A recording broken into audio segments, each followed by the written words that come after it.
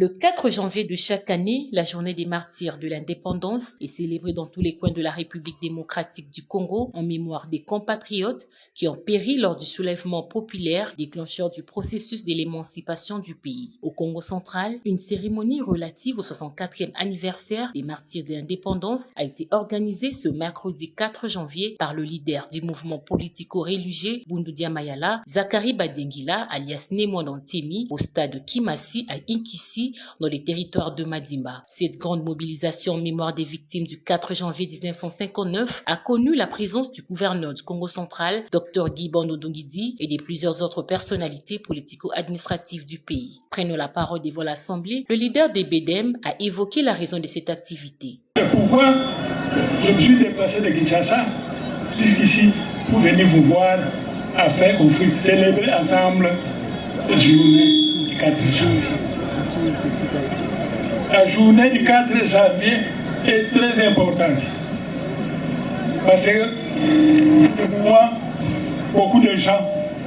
réclament la paternité de l'indépendance. C'est l'œuvre de Kassavou, de Moutanzalano, de Moutangikotolo et de Moutandanekanza.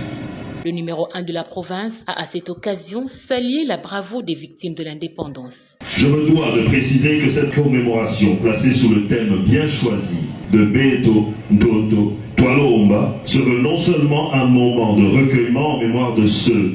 d'entre les fils de la République démocratique du Congo qui ont accepté de poursuivre leur lutte jusqu'au sacrifice suprême, mais aussi et surtout une halte